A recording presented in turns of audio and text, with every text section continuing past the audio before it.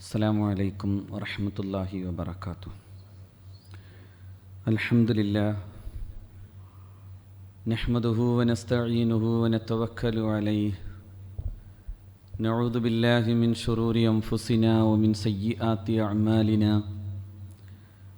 മൻ യഹ്ദിഹില്ലാഹു ഫലാ മുളില്ല ലഹു വമൻ യുദ്ലിൽ ഫലാ ഹാദിയ ലഹു. നശ്ഹദു അൻ ലാ ഇലാഹ ഇല്ലല്ലാഹു വഹ്ദഹു ലാ ശരീക ലഹു ونشهد أن سيدنا ونبينا محمدًا عبده ورسوله أرسله بالهدى ودين الحق ليظهره على الدين كله ولو كره المشركون. أعوذ بالله من الشيطان الرجيم. بسم الله الرحمن الرحيم.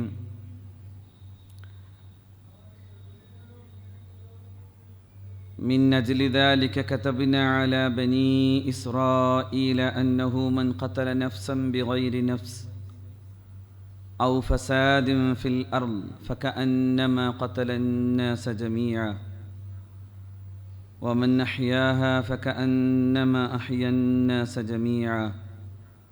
صدق الله مولانا العلي العظيم.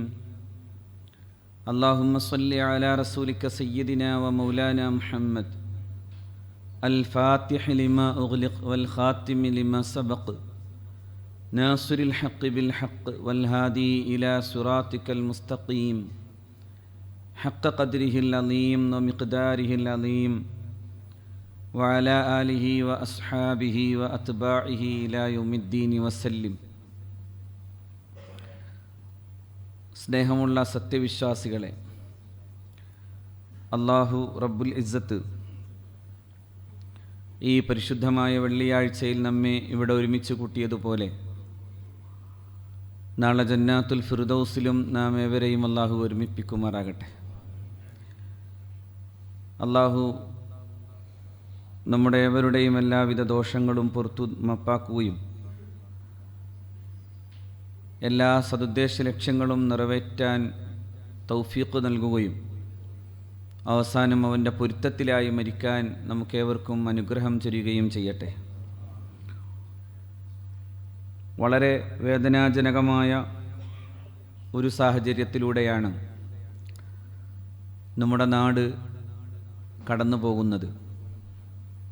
കഴിഞ്ഞ 2 ദിവസങ്ങളായി ഇന്ത്യയിലാകമാനം ചർച്ച ചെയ്യുന്ന പ്രധാനപ്പെട്ട കാര്യം കാശ്മീരിൻ്റെ സ്വർഗീയമായ താഴ്വരകളിൽ ഭീകരവാദികൾ വെടിവെച്ചു കൊന്നിട്ടുള്ള 26ഓളം ജീവിതങ്ങളുടെ ദയനീയമായ കാഴ്ചകളെയും അതു സംബന്ധമായിട്ടുള്ള വാർത്തകളെയും കുറിച്ചാണ്. ആദ്യമായും നമുക്കെല്ലാവർക്കും ചെയ്യാൻ കഴിയുന്ന കാര്യം രാജ്യത്ത് നടന്ന ഈ ഭീകരമായ കൊലപാതകങ്ങൾക്ക് ഉത്തരവാദികൾ ശിക്ഷിക്കപ്പെടണമെന്നതോടൊപ്പം തന്നെ ഇരയാക്കപ്പെട്ടവർക്ക് വേണ്ടി അവരുടെ കുടുംബങ്ങൾക്ക് വേണ്ടിയുള്ള പ്രാർത്ഥനയും അവർക്കു നൽകാൻ കഴിയുന്ന സമാശ്വാസവും കൂടിയാണ്. പക്ഷേ ഇതിൻ്റെ ഒരു വലിയ ദുര്യോഗം എന്ന് നമുക്ക് കാണാൻ കഴിയുന്നത് പഹൽഗാം എന്ന് പറയുന്ന കൊച്ചു താഴ്വാരം,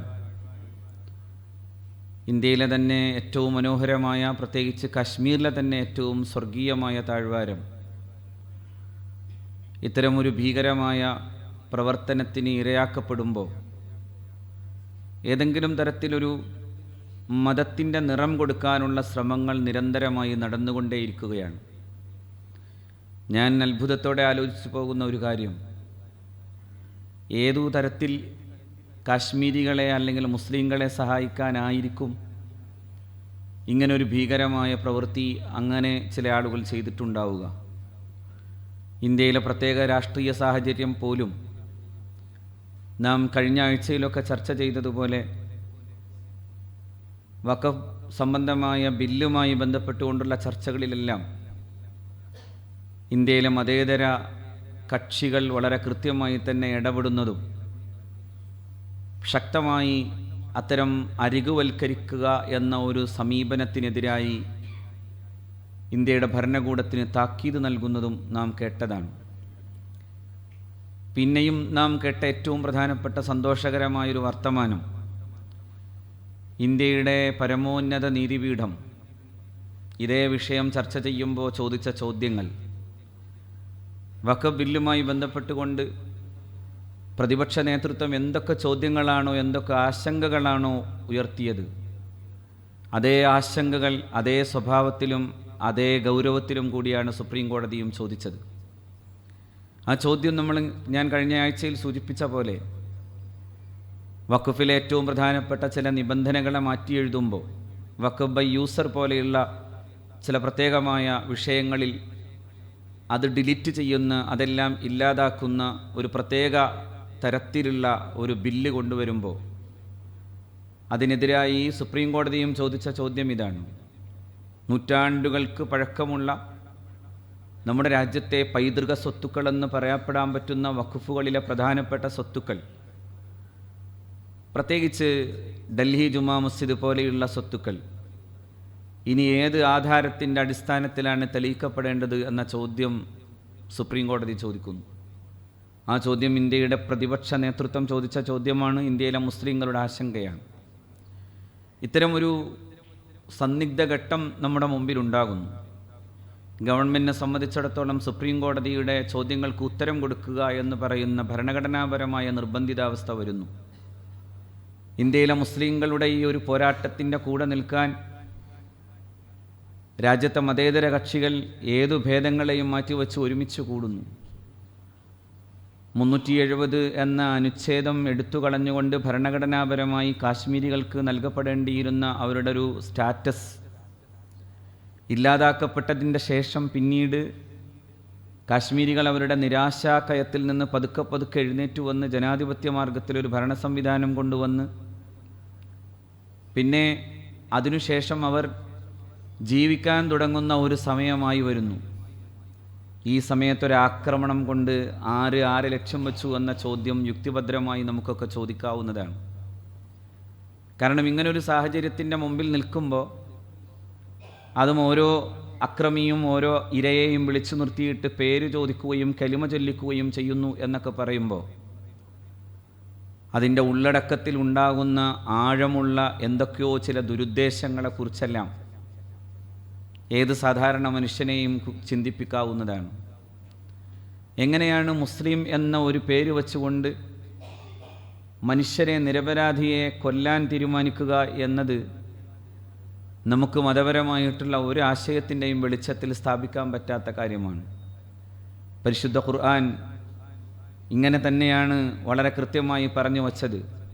മൻ ഖതല നഫ്സൻ ബിഗൈരി നഫ്സിൻ ഔ ഫസാദിൻ ഫിൽ അർദ്, ഭൂമിയിൽ കുഴപ്പമുണ്ടാക്കാനോ അതുപോലെ തന്നെ മറ്റൊരു തരത്തിലുള്ള കൊലപാതകത്തിൻ്റെ പേരിൽ തിരിച്ചുണ്ടായിത്തീരുന്ന രാജ്യത്തിൻ്റെ അല്ലെങ്കിൽ ഗവൺമെൻറ്റിൻ്റെ ക്യാപിറ്റൽ പണിഷ്മെൻറ്റുമൊക്കെയായി ബന്ധപ്പെട്ടിട്ടോ അല്ലാതെ ഒരു ജീവൻ യാതൊരവകാശവുമില്ലാത്ത വിധം കൊല ചെയ്യപ്പെട്ടു പോയാൽ ആ കൊലപാതകത്തിൻ്റെ ഉത്തരവാദിയെക്കുറിച്ച് വിശുദ്ധ ഖുർആൻ പറഞ്ഞത് കഅന്നമ ഖതലന്നാസ ജമീഅ എന്നാണ്. അയാൾ മുഴുവൻ മനുഷ്യരെയും കൊന്ന പോലെയാണ്. ലോകത്തെ മുഴുവൻ മനുഷ്യരെയും കൊല്ലുന്ന പോലെയാണ് ഒരു ജീവൻ പോലും ഒരു വിശ്വാസിയെ സംബന്ധിച്ചിടത്തോളം അങ്ങനെ തന്നെ കാണുന്ന രീതിയിലാണ് ഖുർആൻ പഠിപ്പിച്ചത്. കഅന്നമ ഖതലന്നാസ ജമീഅ, എല്ലാ മനുഷ്യരെയും, ലോകത്തെ മുഴുവൻ മനുഷ്യരെയും ഒരാൾ എങ്ങനെ കൊന്നുവോ അതുപോലെ ഭീകരമാണെന്ന് ഒറ്റ നിരപരാധിയായ മനുഷ്യൻ്റെ കൊലപാതകത്തിൻ്റെ ഉത്തരവാദിയെക്കുറിച്ച് വിശുദ്ധ ഖുർആൻ പഠിപ്പിക്കുന്നു. മാത്രവുമല്ല വമൻ അഹ്യന്നാസ് വമൻ അഹ്യാഹ, ഒരു ജീവന് ഒരാൾ ജീവൻ കൊടുക്കുക എന്ന് പറഞ്ഞാൽ അതിനെ രക്ഷപ്പെടുത്തുകയോ അതിന് ജീവിക്കാൻ ആവശ്യമാകുന്ന തരത്തിലൊരു മാർഗം ഇയാളാൽ ഉണ്ടായിത്തീരുകയോ ചെയ്യുമ്പോൾ കഅന്നമ അഹ്യന്നാസ ജമീഅ, സകല മനുഷ്യരെയും ജീവിച്ച പോലെയാണ്, എല്ലാ മനുഷ്യർക്കും ജീവൻ കൊടുത്ത പോലെയാണ്. ഈ ഖുർആനിക പ്രമാണത്തിൻ്റെ അടിസ്ഥാനത്തിലാണ് സത്യവിശ്വാസിയെ സംബന്ധിച്ചിടത്തോളം ഒരു ഇത്തരം വിഷയങ്ങളെ കൈകാര്യം ചെയ്യുമ്പോൾ അത് നമുക്ക് പഠിക്കാനും അറിയാനും സാധിക്കുന്നുള്ളൂ. ഇതൊരു ഭീകരമായ പ്രവൃത്തിയാണ്, യാതൊരു സംശയവും നമുക്ക് ആ വിഷയത്തിലില്ല.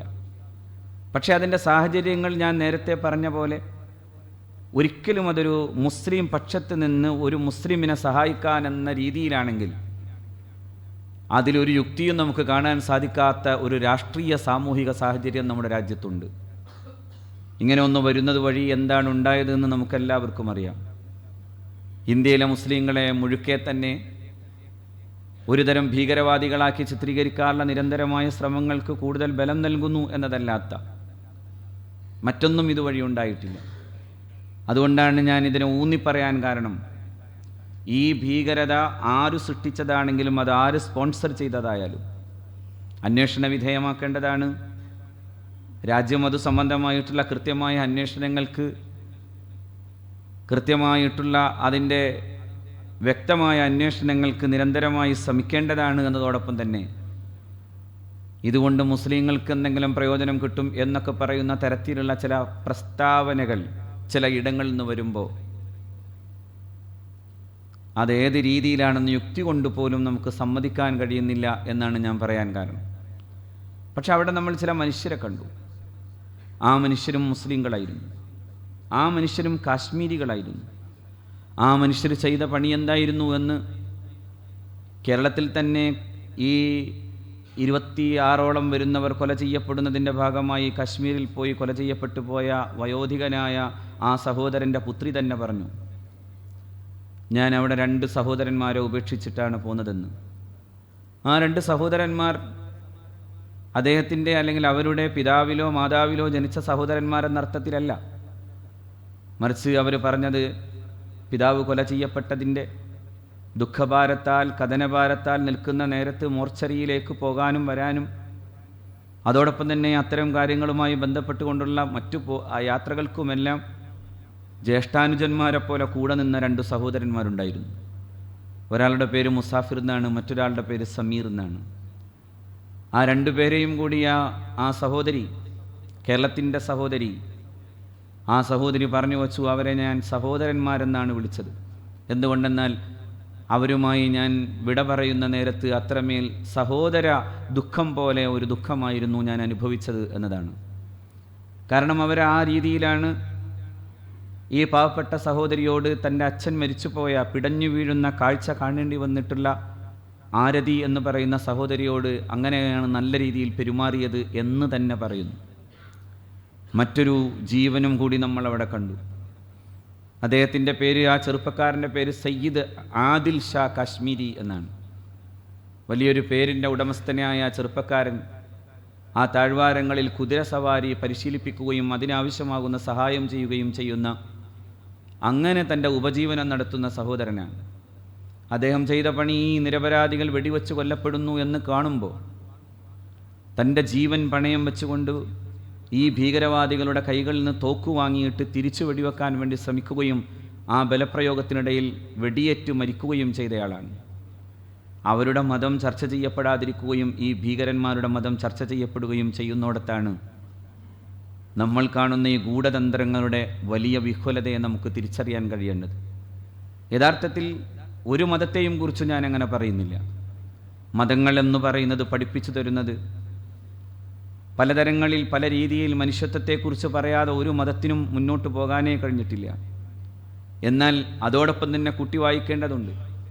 മതത്തിൻ്റെ നിറം ചാർത്തി ലോകത്തു നടന്നിട്ടുള്ള കൂട്ടക്കൊലപാതകങ്ങളുടെ ചരിത്രം വായിക്കുമ്പോൾ ആ ചരിത്രം എന്ന് പറയുന്നത് പലപ്പോഴും മുസ്ലിങ്ങളുടേതു മാത്രമല്ല, മറിച്ച് പല സ്ഥലങ്ങളിൽ, പല സമൂഹങ്ങളിൽ അമേരിക്കയിലേക്ക് കടന്നുപോയ മിഷണറി പ്രവർത്തകർ, അവിടെയുള്ള ഇൻഡിജീനിയസ് എന്ന് പറഞ്ഞാൽ പ്രാഥമിക സമൂഹങ്ങളെ പരമാവധി കൊന്നൊടുക്കുന്ന വലിയൊരു ജനോസിഡ്, ഒരു വലിയ വംശഹത്യ നടത്തുകയും ആ വംശഹത്യയിലൂടെയാണ് അവിടെ ഒരു രാജ്യം സ്ഥാപിക്കുകയും ചെയ്തതെന്നതിനെക്കുറിച്ച് ചരിത്രം വളരെ വ്യക്തമായി പറഞ്ഞു തരുന്നുണ്ട്. ലോകത്തെമ്പാടും അത്തരത്തിലുള്ള വലിയ കൂട്ടഹത്യകൾ നടന്നിട്ടുണ്ട്. ഞാൻ പക്ഷേ അതിന് മതത്തിൻ്റെ പേരണിയാൻ വേണ്ടിയല്ല സൂചിപ്പിച്ചത്.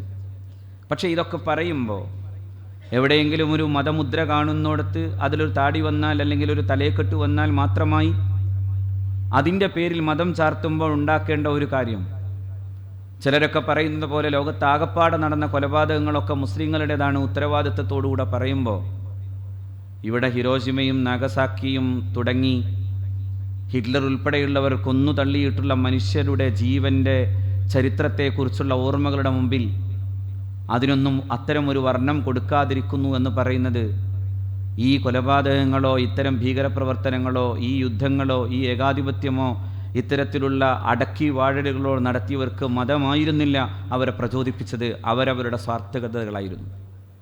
അവരവരുടെ സ്വാർത്ഥതകളാണ്. ആ സ്വാർത്ഥതകളുടെ പേരിലാണ് പലപ്പോഴും നടന്നിട്ടുള്ള എല്ലാ ഈ ക്രൂരകൃത്യങ്ങളും. അവിടെ ചിലപ്പോൾ അത് മുസ്ലിം എന്ന പേരിലാവാം, ചിലപ്പോൾ അത് ക്രൈസ്തവ നാമധേയത്വത്തിൻ്റെ പേരിലാവാം, അല്ലെങ്കിൽ ഹൈന്ദവ നാമധേയത്വത്തിൻ്റെ പേരിലാകാം.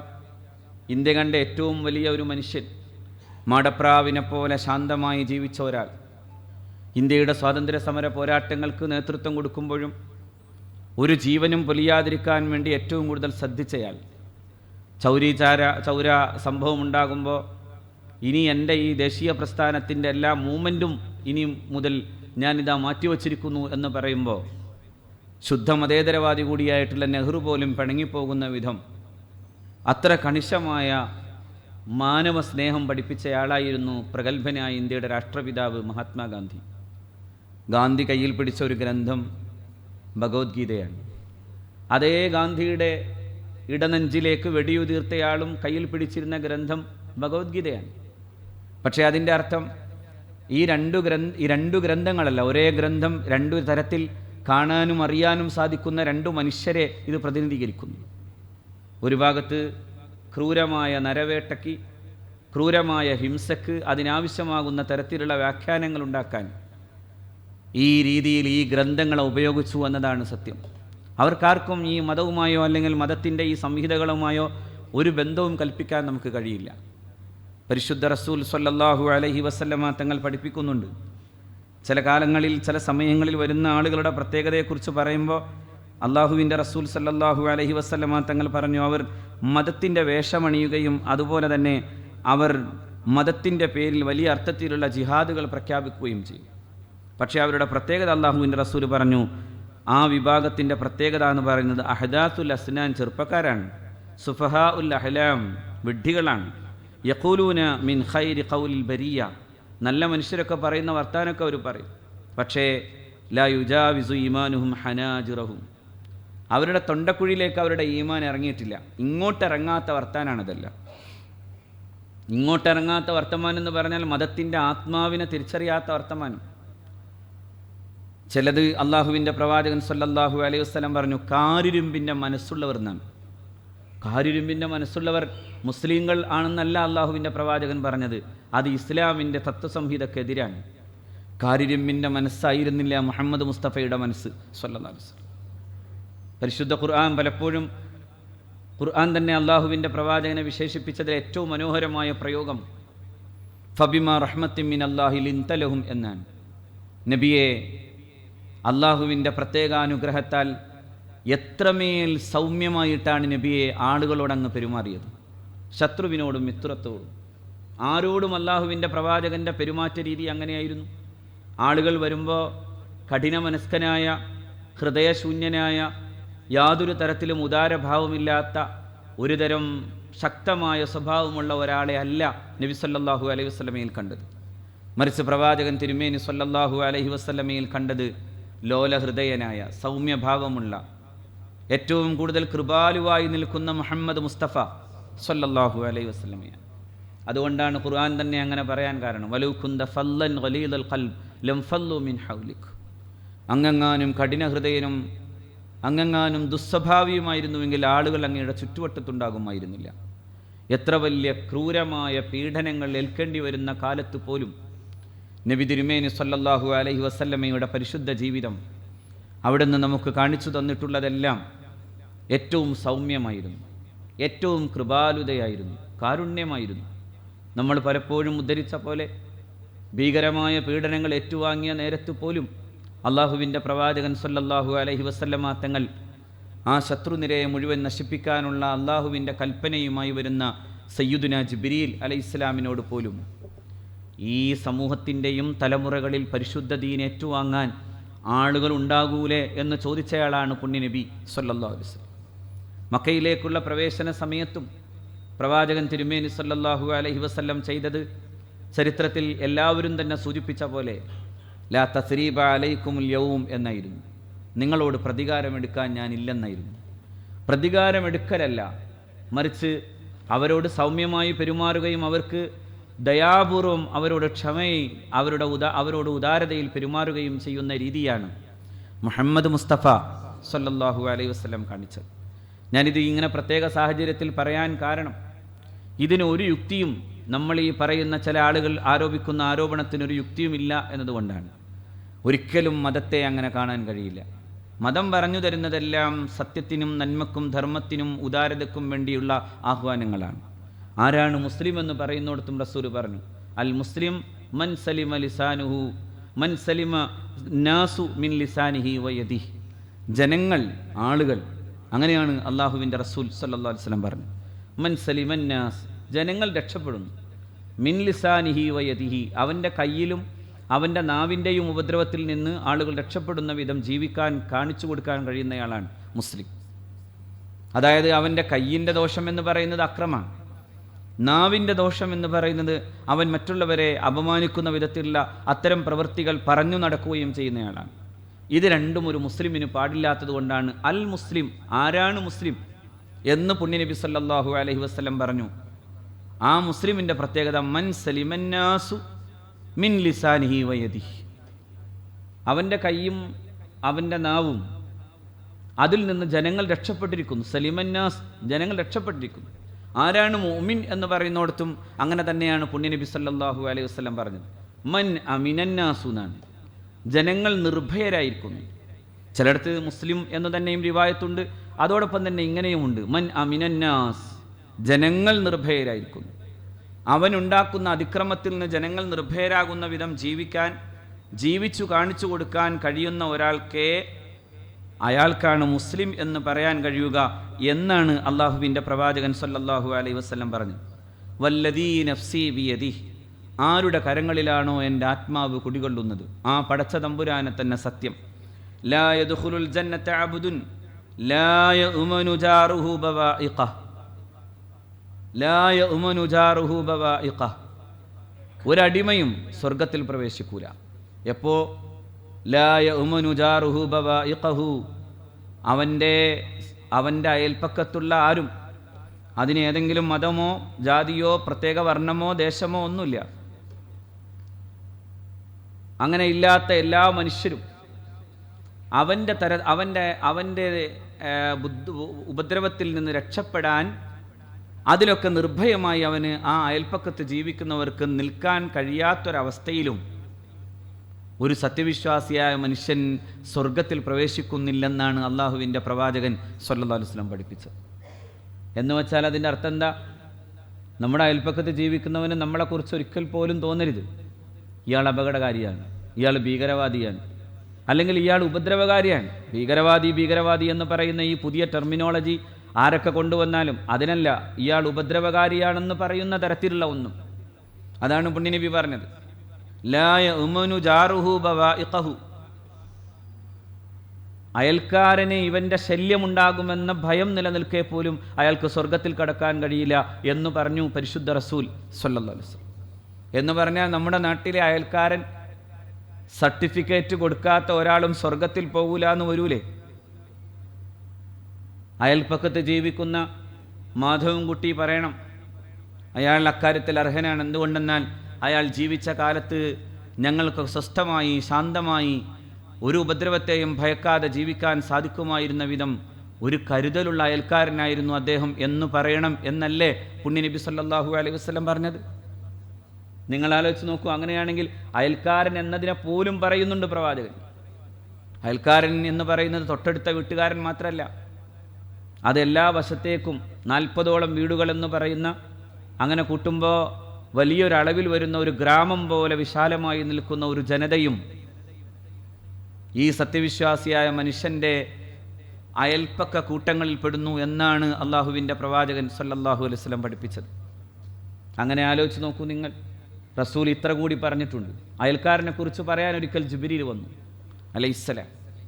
എന്നിട്ട് അയൽക്കാരനെക്കുറിച്ചുള്ള അദ്ദേഹത്തിന് കൊടുക്കേണ്ട ബാധ്യതകൾ, അവകാശങ്ങൾ, അതിനെക്കുറിച്ചൊക്കെ സംസാരിക്കാൻ തുടങ്ങിയപ്പോൾ ഞാൻ ഇങ്ങനെ പോലും ആലോചിച്ചു പോയി, അവസാനം ജിബ്രീൽ പറഞ്ഞേക്കുമോ അലൈഹിസ്സലാം, ഈ വർത്തമാനങ്ങളെല്ലാം പറഞ്ഞിട്ട് മരണാനന്തര അവകാശം, അതായത് ഓരോ സത്യവിശ്വാസിയുടെയും മരണാനന്തര അവകാശങ്ങൾ എന്ന നിലയിൽ അയാളുടെ അനന്തര സ്വത്തുക്കൾ വീതം വെക്കുന്ന കൂട്ടത്തിൽ മക്കൾക്കും ഭാര്യയ്ക്കും മറ്റുള്ള അതുമായി ബന്ധപ്പെട്ടവർക്കും കൊടുക്കുന്ന പോലെ അയൽക്കാരനും ഒരു വീതമുണ്ടെന്ന് പറഞ്ഞേക്കുമോ എന്ന് ഞാൻ അങ്ങ് ശങ്കിച്ചു പോയി എന്നാണ് നബി തിരുമേനി സല്ലല്ലാഹു അലൈഹി വസല്ലം പറഞ്ഞത്.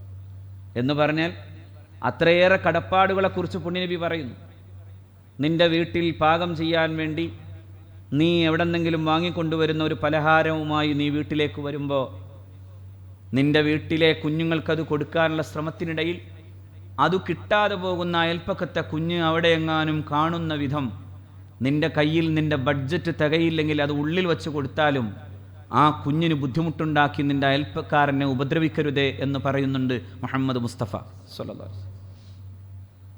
എന്തൊരു വലിയ വർത്താനം! ഇതിനേക്കാൾ മനോഹരമായി നമുക്ക് എവിടെ നിന്നാണ് മാനവികതയുടെ ഉജ്ജ്വലമായ പ്രഭാഷണം കേൾക്കേണ്ടത്? മുഹമ്മദ് നബിയിൽ നിന്നല്ലാതെ സ്വല്ലല്ലാഹു അലൈഹി വസല്ലം. എന്തൊരു ദൗർഭാഗ്യകരമാണ്! ഈ പരിശുദ്ധ റസൂലിൻ്റെ വിശുദ്ധമായിട്ടുള്ള മാനവികമായ സന്ദേശങ്ങളെ എത്രമേൽ മൃഗീയമായ തരത്തിലാണ് സത്യത്തിൽ വ്യഭിചരിക്കപ്പെടുന്നത് എന്നതാണ് എൻ്റെ ദുഃഖം. ലോകമാസകലം ഇത്തരം ഒരുപാട് പ്രശ്നങ്ങൾ നമ്മൾ പലതും കാണാതെ പോകാൻ. ഞാൻ ഈ 26ഓളം മനുഷ്യജീവനുകൾ പൊലിഞ്ഞു പോയതിനെ ഏറ്റവും വലിയ അഗാധമായ ദുഃഖത്തോടെ തന്നെ കാണുന്നു. ലോകത്തൊരു കുഞ്ഞും കൊല ചെയ്യപ്പെടുന്നത്, അകാരണമായി കൊല ചെയ്യപ്പെടുന്നത് ഒരു മുസ്ലിമിനെ സംബന്ധിച്ചിടത്തോളം ഒരു സമയത്തെ, ഒരു നിമിഷത്തെ പോലും ആഘോഷിക്കാൻ പറ്റാത്തത്ര വേദനാജനകം തന്നെയാണ്. എങ്ങനെയാണ് നിരപരാധികളെ കൊല ചെയ്യുന്നതിനെക്കുറിച്ച് ഒരിക്കലും പ്രവാചകൻ തിരുമേനി സല്ലല്ലാഹു അലൈഹി വസല്ലം എന്തെങ്കിലും തരത്തിൽ യുദ്ധത്തിൽ പോലും അനുവദിച്ചു കണ്ടില്ല. യുദ്ധത്തിൽ പോലും, യുദ്ധമുഖത്തു തന്നെയും അള്ളാഹുവിൻ്റെ പ്രവാചകൻ അക്കാര്യത്തിൽ കൃത്യമായ നിലപാടെടുത്തു. പ്രവാചകൻ തിരുമേനി സല്ലല്ലാഹു അലൈഹി വസല്ലം പറഞ്ഞു, പ്രത്യേകിച്ച് സ്ത്രീകൾ, പ്രത്യേകിച്ച് അതുപോലെ തന്നെ കുഞ്ഞുങ്ങൾ പൊട്ടിക്കരയുന്ന പോലെ ഒരിക്കൽ പുണ്യനബി പറയുന്നുണ്ടല്ലോ, അലം അൻഹകുമൻ ഖത്ലിൻ നിസാഇ വസ്ബിയാൻ, കൊച്ചുമക്കളെയും സ്ത്രീകളെയും ഉപദ്രവിക്കാനും കൊല ചെയ്യാനും പാടില്ലെന്ന് ഞാൻ നിങ്ങൾക്ക് പറഞ്ഞു തന്നില്ലേ എന്ന് പ്രവാചകൻ സല്ലല്ലാഹു അലൈഹി വസല്ലം ചോദിക്കുന്നുണ്ട്. എന്തേ അതിൻ്റെയൊക്കെ അർത്ഥം? ഒരിക്കലും ഒരു യുദ്ധത്തിൻ്റെ മുഖത്ത് പോലും മാനവികതയില്ലാത്ത പെരുമാറ്റ രീതികളെ അംഗീകരിക്കാനേ കഴിയാത്ത ഒന്നാണ് ഇസ്ലാം. യുദ്ധം ചെയ്തില്ല എന്ന് പറയല്ല. യുദ്ധം ചെയ്തില്ല എന്ന് പറയാൻ നമുക്ക് ഏതെങ്കിലും മതഗ്രന്ഥം പരതിയിട്ട് പറയാൻ പറ്റുമോ? ഞാൻ 2ഉം 3ഉം ആവർത്തി പറഞ്ഞ പോലെയാണ്, കഴിഞ്ഞ ഒക്ടോബർ 7-ന് ശേഷം ബെഞ്ചമിൻ നെതന്യാഹു നടത്തിയ പ്രസംഗത്തിൽ ഒരു വലിയ മതമുദ്രയുണ്ട്. പക്ഷേ അതാരും ശ്രദ്ധിച്ചില്ല. അതിതായിരുന്നു, നിങ്ങൾ അമാലേക്കിലേക്ക് പോകുമ്പോൾ അവിടെയുള്ള എല്ലാവരെയും കൊന്നുകളയണമെന്ന് പറയുന്ന ആ ഭീകരമായ വർത്തമാനം ഓൾഡ് ടെസ്റ്റാമെൻറ്റിലേതാണ്. അതായത് ബൈബിളിൻ്റെ പഴയ നിയമപുസ്തകത്തിലെ, ആ പഴയ നിയമപുസ്തകത്തിൻ്റെ സാമുവേൽ അധ്യായത്തിലെ ഒരു പ്രത്യേക ഭാഗം ഉദ്ധരിച്ചിട്ടാണ് പറയുന്നത്, ഗോ ടു അമാലേക്ക്, നിങ്ങൾ അമാലേക്കിനേക്ക് മുമ്പിൽ പോകണം. അതായത് പലസ്തീനാണ്. അവിടെ ചെന്നാൽ ഡിസ്ട്രോയ് ദ മോൾ, മുഴുക്കെ നശിപ്പിക്കണം. ആൻഡ് ദെയർ ബിലോങ്ങിങ്സ്, അവരുടെ സകലതിനെയും പുട്ട് ദം ടു ഡെത്ത്, മരണത്തിന് വിട്ടുകൊടുക്കണം അവരെ. Men, women and children, infants, കുഞ്ഞുങ്ങളെയും കൂടി കൊന്നേക്കണം. ഇങ്ങനെ പറയുന്ന ഒരു പ്രസംഗം, ഇങ്ങനെ പറയുന്ന ഒരു ആഹ്വാനം ലോകം കേട്ടതുപോലും കണ്ടില്ലെന്ന് പോലും നടിക്കുന്നൊരവസ്ഥയുണ്ടാകുന്നു. ഞാൻ പറയുന്നത് ഇതൊക്കെ അതിൻ്റെ വ്യാഖ്യാനങ്ങൾക്ക് വിധേയമാക്കണം. അത് പ്രത്യേക സാഹചര്യങ്ങളാണ്, ചില പ്രത്യേക കോണ്ടെക്സ്റ്റുകളാണ്. ചില വിഷയങ്ങളെക്കുറിച്ച് പറയുമ്പോൾ അവിടെയൊക്കെ അതിന് അനുസൃതമായൊരു കോണ്ടെക്സ്റ്റ് ഉണ്ടാവും. യുദ്ധം ചെയ്യണമെന്ന് പറഞ്ഞ ഖുർആൻ തന്നെ അതിന് കൃത്യമായ ഒരു സമയം, അതിന് വേണ്ടത് എന്താണെന്നും അതിന് നിശ്ചയിക്കപ്പെട്ട നിബന്ധനകളും പറഞ്ഞു. എന്ന് മാത്രമല്ല, അവിടെ ഖുർആൻ ഒരു കാര്യവും കൂടി പറഞ്ഞു, അങ്ങനെ വരുമ്പോൾ പോലും നിങ്ങളോട് ഇങ്ങോട്ട് യുദ്ധം ചെയ്യാൻ വരുന്നവരോട് നടത്തേണ്ട ആ യുദ്ധത്തിൻ്റെ മുമ്പിൽ പോലും വലാ തഅ്തദു, നിങ്ങൾ അതിക്രമം കാണിച്ചേക്കരുത്. ഖുർആൻ്റെ പ്രയോഗമാണ് വലാ തഅ്തദു ഇന്നല്ലാഹ ലാ യുഹിബ്ബുൽ മുഅ്തദീൻ. അള്ളാഹു ഒരിക്കലും ആ അതിക്രമം കാണിക്കുന്നവരെ ഇഷ്ടപ്പെടുന്നില്ലെന്നാണ് പരിശുദ്ധ ഖുർആൻ പറഞ്ഞത്. എത്ര പ്രയോഗങ്ങളിലൂടെയാണ് അള്ളാഹു റബ്ബുൽ ഇസ്സത്ത് ഈ വിഷയ സംബന്ധമായി ഒക്കെയും പറഞ്ഞു തന്നത്.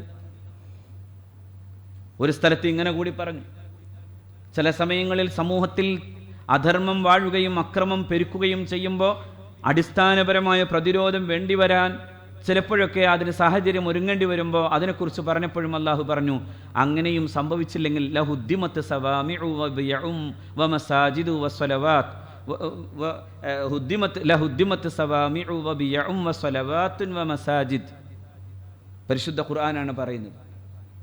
അങ്ങനെ സംഭവിച്ചില്ലെങ്കിൽ, സമാധാനം സ്ഥാപിക്കാനുള്ള അനിവാര്യമായ ഒരു പോരാട്ടം നടക്കാതെ പോകുന്ന ഒരു സാഹചര്യം ഉണ്ടായാൽ അവിടെ തകർക്കപ്പെടുന്നത് എന്തൊക്കെയാണ്?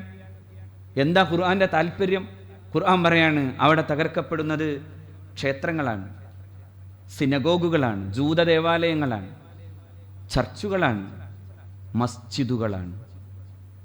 മസ്ജിദുകൾ തകർക്കപ്പെടുന്നു എന്ന് മാത്രം പറയായിരുന്നുവെങ്കിൽ നമുക്ക് പറയാമായിരുന്നു. ഒരു ഏകസ്വരം മാത്രമേ ഖുർആൻ ഉപയോഗിച്ചിട്ടുള്ളൂ എന്ന്. അല്ല, ഖുർആൻ ഉപയോഗിച്ചത് ഒരു ബഹുസ്വര ഘടനയിലെ അതിൻ്റെ ഉള്ളടക്കത്തിൽ വരുന്ന മതാചാര നിബദ്ധമായിട്ടുള്ള സമൂഹങ്ങളുടെ ആരാധനാഗേഹങ്ങൾ തകർക്കപ്പെടുന്നതിൽ ദുഃഖം കൊണ്ട് പറയുന്നതാണ് പരിശുദ്ധ ഖുർആൻ്റെ ഭാഷ. അതാണ് ഖുർആൻ്റെ ഭാഷ. അവിടെ ഖുർആൻ്റെ പ്രയോഗം അതാണ്. ഞാൻ അതുകൊണ്ട് പറയുന്നു, ഈ കാണുന്ന ഇത്തരം കാര്യങ്ങളിൽ ഇന്ന് നമ്മൾ കേട്ടുകൊണ്ടിരിക്കുന്ന ഈ വർത്തമാനങ്ങൾ എന്തും മുതലെടുപ്പിന് വേണ്ടി ഉപയോഗിക്കുന്ന കാലമാണ്. സത്യത്തിൽ ഇന്നലെ ദി ഹിന്ദു പത്രത്തിൽ വളരെ പ്രഗത്ഭനായ, അതായത് ജവഹർലാൽ നെഹ്റു യൂണിവേഴ്സിറ്റിയുടെ സ്കൂൾ ഓഫ് ഇൻ്റർനാഷണൽ സ്റ്റഡീസിൻ്റെ ഡീൻ, അതുപോലെ തന്നെ അദ്ദേഹം യൂണിവേഴ്സിറ്റി ഓഫ് ജമ്മുവിലെ വൈസ് ചാൻസലറായിരുന്നു, അങ്ങനെയുള്ള പ്രഗത്ഭനായ അമിത് ഭ മാട്ടു അദ്ദേഹം എഴുതുന്നുണ്ട്, ഇതിലൊക്കെ മുഴച്ചു നിൽക്കുന്ന വളരെ പ്രധാനപ്പെട്ടൊരു കാര്യമുണ്ട്. അത് നമ്മുടെ രാജ്യത്തിൻ്റെ പ്രശ്നമാണ്. നമ്മുടെ രാജ്യം ഇത്ര വലിയ ലക്ഷക്കണക്കിന് വരുന്ന മനുഷ്യർ ഒഴുകുന്ന ഒരു വലിയ താഴ്വാരം സുരക്ഷിതമായി നിലനിൽക്കുന്നുണ്ടോ എന്ന് കൃത്യമായി പരിശോധിച്ചിട്ടുണ്ടോ എന്നൊരു ചോദ്യം അദ്ദേഹം ചോദിക്കുന്നു. അദ്ദേഹത്തിൻ്റെ ചോദ്യം ഇതാണ്: it also reflects a massive intelligence failure. വളരെ ഗുരുതരമായിട്ടുള്ള ഒരു ഇൻ്റലിജൻസ് പരാജയം ഇവിടെ സംഭവിച്ചിട്ടുണ്ട്. And a lowering of the security vigil. സുരക്ഷിതത്വത്തിൻ്റെ ജാഗ്രത തകർന്നു പോയതായി കാണാൻ കഴിയുന്നുണ്ട്. Which is deeply troubling. അത് വലിയ അപകടമാണ്. ഇത്തരം താഴ്വാരങ്ങളിൽ പെട്ടെന്ന് പ്രത്യേകിച്ചൊരു ശത്രുരാജ്യം എപ്പോഴും ആക്രമിക്കാൻ വേണ്ടി കാത്തു നിൽക്കുമ്പോൾ വേണ്ട ജാഗ്രത കാണിച്ചോ എന്നാണ് ചോദ്യം. അങ്ങനെ ഒരു ജാഗ്രത കാണിച്ചുവോ? Pahalgam is a tourist hub. എന്തുകൊണ്ടെന്നാൽ അതൊരു ടൂറിസ്റ്റ് ഹബ്ബാണ്. A gateway to the Amarnath shrine. Amarnath ക്ഷേത്രത്തിലേക്ക് പോകുന്ന വഴി കൂടിയാണ്. The forces and agencies should have been on their guard. അവിടെ വേണ്ടതാണ് അനിവാര്യമായ സുരക്ഷാ ക്രമീകരണങ്ങൾ. The drones and electronic surveillance infrastructure that India has invested in also seems to have been absent. അവിടെ ആ പരിസര നിരീക്ഷണത്തിന് ആവശ്യമായിട്ടുള്ള ഡ്രോണും അതുമായി ബന്ധപ്പെട്ട മറ്റു ഉപകരണങ്ങളും ഇന്ത്യ സ്വാഭാവികമായി കൊടുക്കേണ്ടതെല്ലാം അവിടെ അബ്സെൻ്റ് ആയിരുന്നു. While the intelligence failure may appear to not have been as colossal as it was in Kargil, it will have as deep a societal impact. Kargil കണ്ട പോലെയുള്ള ഗുരുതരമായ വീഴ്ച കണ്ടില്ലെങ്കിലും സുരക്ഷിതത്വത്തിൻ്റെ കാര്യത്തിൽ രാജ്യത്തിൻ്റെ പൊതു അന്തരീക്ഷത്തെ ബാധിക്കുന്ന വിധത്തിലുള്ളൊരു വലിയ പ്രശ്നം അവിടെ ഉണ്ടായിട്ടുണ്ട് എന്ന് നിരീക്ഷിക്കുന്നു ഇദ്ദേഹം. ഈ നിരീക്ഷണങ്ങളൊക്കെ മാറ്റിവെച്ചിട്ടാണ് വെറും മുസ്ലിം വിദ്വേഷത്തെ പകർത്താൻ ചിലർ പ്രത്യേകം ശ്രമിക്കുമ്പോഴാണ്. ഞാൻ ഒറ്റ കാര്യം പറയുന്നുള്ളൂ, എല്ലാ മതവും എല്ലാ മനുഷ്യരും ഒന്നായി നിലനിൽക്കേണ്ടത് ലോകത്തിൻ്റെ സമാധാനത്തിന് ആവശ്യമാണ്. ഒരാളും ഒരാളെയും കൊന്നുകൊണ്ടല്ല, അല്ലെങ്കിൽ ഏതെങ്കിലും തരത്തിലുള്ള അത്തരം വിദ്വേഷ പ്രചാരങ്ങൾ നടത്തിക്കൊണ്ടല്ല ഒന്നും ജയിക്കേണ്ടത്. മറിച്ച് മനുഷ്യന് ജയിക്കാൻ വാദമുഖങ്ങൾ നിരത്താൻ യുക്തിഭദ്രമായിട്ട് സാധ്യമാകുന്ന എല്ലാം ഉണ്ടായിരിക്കെ തന്നെ അതെല്ലാം മാറ്റിവെച്ചുകൊണ്ട് നടത്തുന്ന ഇത്തരം ഹീനശ്രമങ്ങൾ അതാരുടെ ഭാഗത്തു നിന്നാണെങ്കിലും അതിനെതിരായി ശക്തമായ നടപടികൾ ഉണ്ടാകണം എന്ന കാര്യത്തിൽ നമുക്ക് തർക്കമില്ല. ഈ രാജ്യം സുരക്ഷിതമായി നിലനിൽക്കേണ്ടത് നമ്മുടെ എല്ലാം ആവശ്യമാണ്. ഓരോ പൗരൻ്റെയും ആവശ്യമാണ്. ആരാണോ ശത്രു, ആ ശത്രുവിനെ രാജ്യത്തിൻ്റെ നിയമത്തിന് വിധേയമാക്കണം. പല സംശയങ്ങൾ ഉത്തിരിഞ്ഞു വരുന്ന സമയത്ത് ഏറ്റവും ആവശ്യം അതാണ്. അല്ലാതെ ഇതിന് ഏതെങ്കിലും നിറം കൊടുത്തിട്ട് സമൂഹങ്ങൾക്കിടയിൽ പ്രശ്നങ്ങൾ ഉണ്ടാക്കാൻ ശ്രമിക്കലല്ല. എത്ര മനോഹരമായിട്ടാണ് പ്രിയപ്പെട്ട ആ പെൺകുട്ടി കേരളത്തിൽ വന്ന് നമ്മുടെ നാട്ടിൽ നിന്നാണ് പറഞ്ഞത്, ഞാൻ 2 സഹോദരന്മാർക്ക് അവരെ അവിടെ ഉപേക്ഷിച്ചിട്ടാണ് പോന്നതെന്ന് പറയുമ്പോൾ കാലുഷ്യങ്ങൾ ഉണ്ടാക്കാനും കുഴപ്പം സൃഷ്ടിക്കാനും വിവേചനങ്ങൾ ഉണ്ടാക്കിയെടുക്കാനും സ്പർദ്ധ വളർത്താനും വിദ്വേഷം കൂട്ടാനും വേണ്ടി ശ്രമിക്കുന്നവർക്കിടയിലേക്കാണ് ആ പെൺകുട്ടി ഒരു മാലാഖയെപ്പോലെ പറന്നിറങ്ങിയിട്ട് സ്വന്തം അച്ഛൻ്റെ വിരഹത്തിൻ്റെ മുമ്പിലും പറഞ്ഞു വച്ചത്, ഞാൻ 2 സഹോദരന്മാരെ അവിടെ ഉപേക്ഷിച്ചു. ആ 2 സഹോദരന്മാർ ഒന്ന് സമീറും മറ്റൊന്ന് മുസാഫിറുമാണ്. അവരെൻ്റെ കൂടെ ഉണ്ടായിരുന്നു. അതുപോലെ മറ്റൊരു മാലാഖയെപ്പോലെ സ്വന്തം നാട്ടിൻ്റെ മണ്ണിൻ്റെ സ്വർഗീയമായ സുഗന്ധങ്ങൾ അന്വേഷിച്ചോടി വന്നിട്ടുള്ള, അതിൻ്റെ സൗന്ദര്യം അറിയാൻ ഓടി വന്നിട്ടുള്ള മനുഷ്യരെ കൊല്ലാൻ വേണ്ടി വന്ന ഭീകരന്മാർക്കു നേരെ അവൻ്റെ തന്നെ തോക്ക് കയ്യിൽ പിടിച്ചിട്ട് തിരിച്ചടിക്കാൻ ശ്രമിച്ചിട്ട് ജീവൻ പൊലിഞ്ഞുപോയ സയ്യിദ് ആദിൽ ഒരർത്ഥത്തിൽ പറഞ്ഞാൽ ഒരു മാലാഖയെ പോലെ നമ്മുടെ മുമ്പിൽ നിൽക്കുന്നു. ഇന്ത്യയുടെ മാലാഖയായി, ഇന്ത്യയുടെ ഏറ്റവും നല്ല പ്രതിനിധിയായി, മതത്തിൻ്റെയും വർണ്ണത്തിൻ്റെയും പേര് പറഞ്ഞ് തമ്മിലടിക്കുന്ന മനുഷ്യർക്കിടയിൽ സയ്യിദ് ആദിൽ മനോഹരമായൊരു മറുപടിയായി നിൽക്കുന്നു. അള്ളാഹു റബ്ബുൽ ഇസ്സത്ത് ഈ കാര്യങ്ങളെ മനസ്സിലാക്കാൻ തൗഫീഖ് ചെയ്യട്ടെ. പ്രിയപ്പെട്ടവരെ, ഈ 29 ചൊവ്വാഴ്ച തൃശ്ശൂരിൽ വെച്ച് നടക്കുന്ന വഖഫ് ഭേദഗതി നിയമത്തിനെതിരെ നടത്തുന്ന സമസ്ത കേരള ജംഇയ്യത്തുൽ ഉലമയുടെ ജില്ലാ കമ്മിറ്റിയുടെ ഒരു വലിയ റാലിയും പൊതുസമ്മേളനവും നടക്കുന്നുണ്ട്.